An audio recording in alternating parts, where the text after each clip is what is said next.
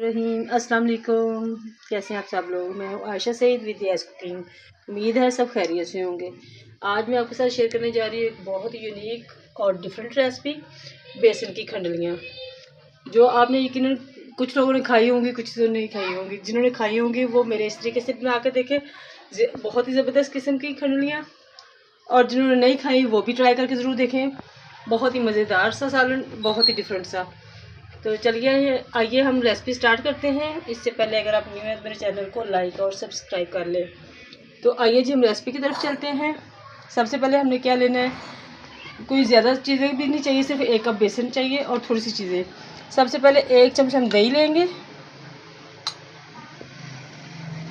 और एक दरमियानी साइज़ का मैंने प्याज बारीक काटा हुआ है। तो इसमें से हम थोड़ा सा प्याज यूज़ करेंगे, बाकी मैं बाद में बताऊँगी क्या करना है। बस इतना सा प्याज इसमें हम ऐड करेंगे और एक बारीक कटी हुई हरी मिर्च और थोड़ा सा हरा धनिया वो इसमें ऐड कर देंगे। और अब क्या लेंगे हम, 1 चम्मच हम तकरीबन कुटा हुआ ज़ीरा और साबुत धनिया जो है वो ऐड कर देंगे इसमें। 1 छोटा चम्मच हम इसमें लाल मिर्च ऐड करेंगे और तकरीबन आधा चम्मच हम इसमें नमक ऐड करेंगे। बस अब क्या करेंगे हम जी, इसमें जो 1 प्याली बेसन हम ऐड करेंगे और बेसन आपने पहले से छान के रखना है और इसमें मिक्स करेंगे। तो आहिस्ता से मिक्स करेंगे और इसमें थोड़ा थोड़ा पानी ऐड करते जाएंगे। इसमें बहुत सारा पानी ऐड नहीं करना आपने और एकदम से भी ऐड नहीं करना, ताकि ये जो इसमें गुठलियाँ सी बन रही है वो ज़्यादा ना बने। अक्सर ये होता है कि लोग बनाते वक्त इसमें ढेर सारा पानी ऐड कर देते हैं बेसन का कच्चापन ख़त्म करने के लिए, और फिर कड़ी तरह पकाते रहते हैं, तो वो खंडलियाँ टूट जाती हैं। तो इसलिए इसको आपने बहुत ढेर सारा पतला नहीं करना। बस 1 प्याली बेसन है तो हम इसमें तकरीबन 1.5 प्याली पानी ऐड करेंगे। बस ये देखें जी, बस इसका बैटर बहुत ज़्यादा पतला नहीं करना आपने।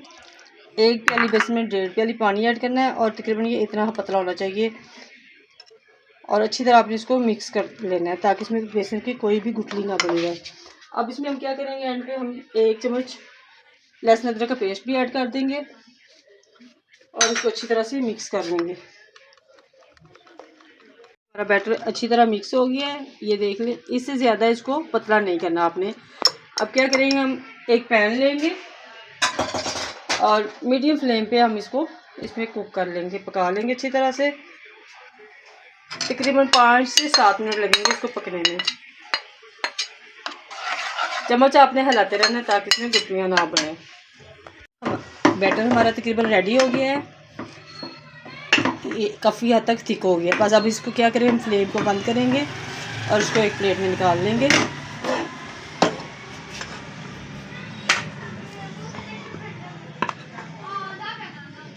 ये देखें जी, ये सारा बैटर मैंने एक प्लेट में अच्छी तरह फैला दिया और बहुत मोटी तय नहीं रखनी है आपने इसकी, बस दरमियानी सी तय रखनी है। अब इसको क्या करेंगे, आप अगर रूम टेम्परेचर पे इसको ठंडा करना चाहते हैं तो रूम टेम्परेचर पे कर लें। मैंने इसको जल्दी बनाना है तो इसलिए मैं इसको 15 मिनट के लिए फ्रिज में रख दूँगी। अब जितनी देर तक हमारी खंडलियाँ जो है वो सेट होती हैं उतनी देर में हम मसाला तैयार कर लेते हैं, मतलब ग्रेवी इसके लिए।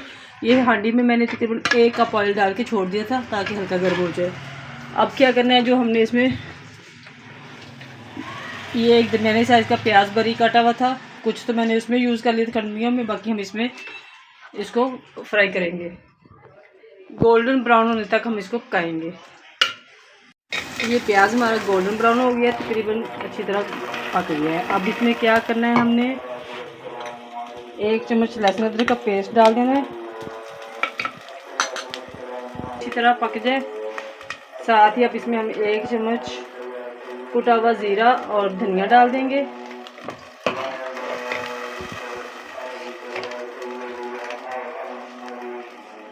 एक छोटा चम्मच इसमें हम लाल मिर्च डालेंगे। लाल मिर्च जो है वो आप अपने टेस्ट के मुताबिक कम या ज़्यादा कर सकते हैं। आधा चम्मच हम इसमें नमक ऐड करेंगे। नमक भी आप अपने जायके के मुताबिक कम या ज़्यादा कर सकते हैं। और थोड़ा सा हम इसमें हल्दी पाउडर ऐड कर देंगे।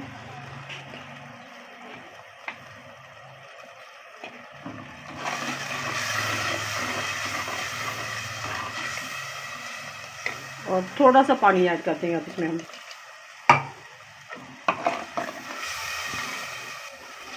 और मज़ीद इसको हम 2 मिनट के लिए पकने के लिए छोड़ देंगे।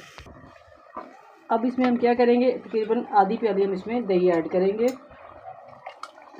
इसमें टमाटर बिल्कुल नहीं जाएंगे, जो इसमें दही का टेस्ट आता है वो टमाटर का बिल्कुल नहीं आएगा, तो इसलिए इसमें दही शामिल करेंगे और उसको 2 से 3 मिनट अच्छी तरह पहले भून लेंगे। ये देखिए ये हमारा मसाला अच्छी तरह भून गया है। अब इसमें क्या करेंगे, हम तकरीबन 1 गिलास पानी ऐड कर देंगे और इसको हल्की आंच पे छोड़ देंगे। पानी आप थोड़ा सा कम या ज़्यादा अपनी मर्ज़ी के मुताबिक भी कर सकते हैं कि अगर आपने ग्रेवी थोड़ी सी थिक रखनी है तो पानी कम डालेंगे, अगर आपने थोड़ा सा शोरबा रखना है तो थोड़ी सी ज़्यादा डालेंगे।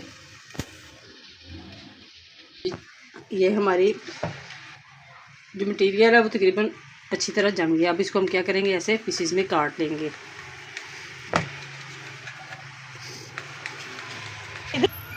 ये देखें जी, ये हमारी तकरीबन सारी खंडलियाँ तैयार हो गई हैं और ये टूटेंगी भी बिल्कुल नहीं। अब क्या करेंगे, हमने जो ग्रेवी रखी थी पकने के लिए उसकी आंच बिल्कुल स्लो कर देंगे और इनको आहिस्ता आहिस्ता इसमें ऐसे डालते जाएंगे। ये देखें ये सारी खंडलियाँ मैंने इसमें डाल दी हैं। अब इसमें क्या करेंगे, हम थोड़ी सी कसूरी मेथी ऐसे हाथ से मसल के इसमें डाल देंगे। इसकी खुशबू बहुत अच्छी लगती है इसमें, और इसको हम थोड़ी देर के लिए दम पे छोड़ देंगे और बिल्कुल अपने स्लो फ्लेम पे रखना है, तेज़ आंच नहीं रखनी। और 2 से 3 मिनट इसको हम पकने देंगे ऐसे। 4 मिनट दम पे रखने के बाद ये देखें जी माशाल्लाह माशाल्लाह हमारी खंडलियाँ रेडी हो चुकी हैं और खुशबू तो बहुत ही ज़बरदस्त आ रही है। बस इसको अब हम सर्विंग प्लेट में निकाल लेंगे। मज़ीद इसमें कुछ भी डालने की ज़रूरत नहीं है, इतना ज़बरदस्त इसका टेस्ट है कि आप एक दफ़ा बनाएंगे तो बार बार बनाएंगे, घर वाले तो प्लेटें भी चाट जाएंगे। तो चलिए हम इसको सर्विंग प्लेट में निकालते हैं। बिल्कुल भी टूटी नहीं है, जैसे हमने बनाई थी वैसे की वैसे ही है। माशाल्लाह कितनी खूबसूरत और कितनी ज़बरदस्त, और खुशबू तो बहुत ही शानदार आ रही है। बस क्या करेंगे, हम इसमें हल्का सा गरम मसाला से स्प्रिंकल करेंगे, थोड़ा सा बारीक कटा हुआ धनिया और थोड़ी सी बारीक कटी हुई सब्ज़ मिर्च इसमें ऐसे डाल देंगे। और ये हमारी बहुत ही ज़बरदस्त सी खंडलियाँ रेडी हो गई हैं। कुछ लोग इसको बेसन की खंडलियाँ भी बोलते हैं और कुछ खंडलियाँ बोलते हैं, लेकिन खाने में बहुत ही ज़बरदस्त, बहुत ही शानदार। आप एक दफ़ा बनाएंगे तो बार बार बनाएंगे, तो आप इसे ज़रूर ट्राई कीजिएगा। अगर आपको मेरी वीडियोस अच्छी लग रही हो तो फीडबैक ज़रूर दीजिएगा। मुझे आप इजाज़त दीजिए, दुआ में याद रखिएगा। अल्लाह हाफिज़।